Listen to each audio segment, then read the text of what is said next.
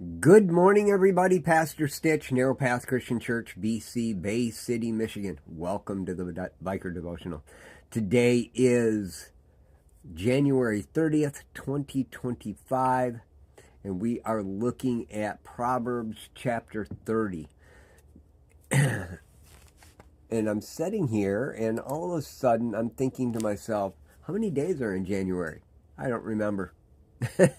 So is today the last day of January? No, tomorrow is. Tomorrow's the last day of January. I pulled the calendar up in case you couldn't figure that out. Tomorrow's the last day of January. We get to read the entire book of Proverbs this month. That's awesome. Today, though, it is the 30th. We're looking at Proverbs chapter 30. And sitting here, reading verse 15 through 19, sometimes I can get a little confused on what is being said here. And so looking at it today, I was thinking, I really need to do, or 15 through 19, sorry. And I really think I need to figure out why verse 17 is in the middle of those. So it's stated that there are 3 things that are never satisfied, 4 that never say enough. And then in verse 18, it's 3 things that are beyond me, 4 that I can't understand. And what is verse 17 trying to say right in the middle of those? As for the eye that ridicules a father and despises obedience to a mother, may ravens of the valley pluck it out and young vultures eat it. What's that got to do with anything? And I realized that the wisdom is pointing out truths that just are truths. And they have nothing to do with what is necessary. So the writer of Proverbs 30, who is Agar, says this in verse 11. There is a generation that curses its father and does not bless its mother.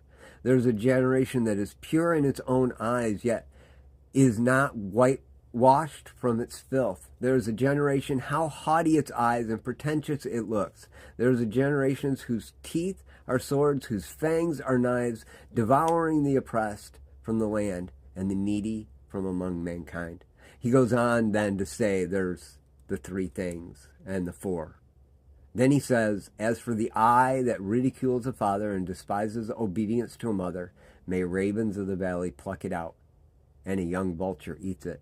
He goes back and says, I know there's truths, but there's consequences.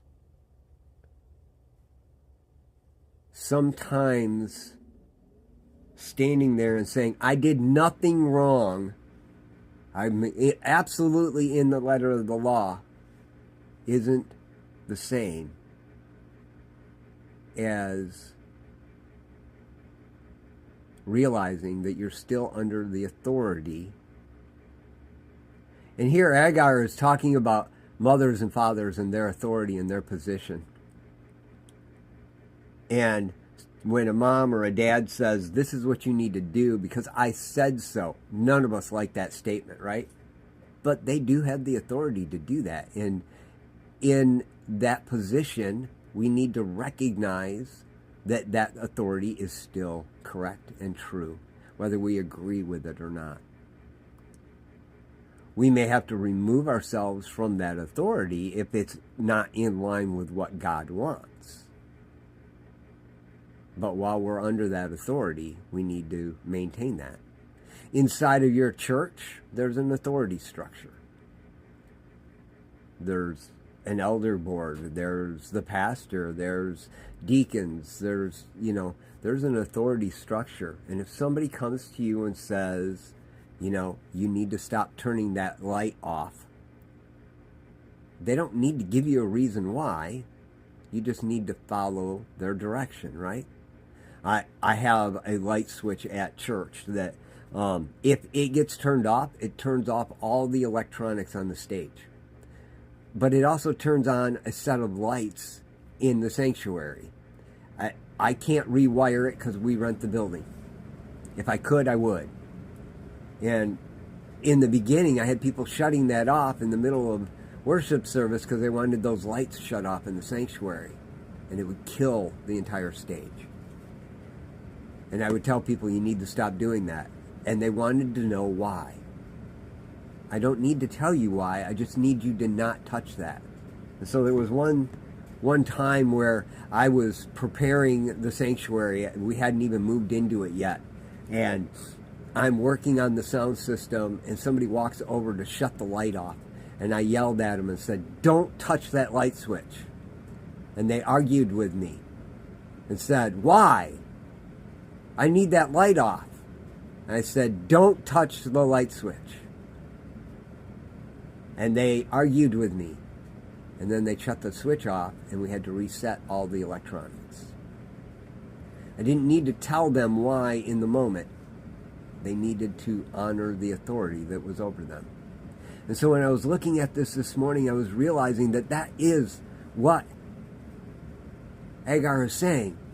I know there are things out there that are true, but they have nothing to do with whether you get to reject authority or not. And if you do reject authority, the punishment is still going to be the punishment. That revelation for me was a long ways coming, but I'm so grateful for what it said. When I have somebody in authority over me, just because I know the truth around a situation doesn't mean I get to reject the authority that's around me. And not only that, but I don't necessarily get to question that authority in the moment. We can have that conversation at another time. Something for me, something for you. I love y'all. Hope you have a great day. God bless.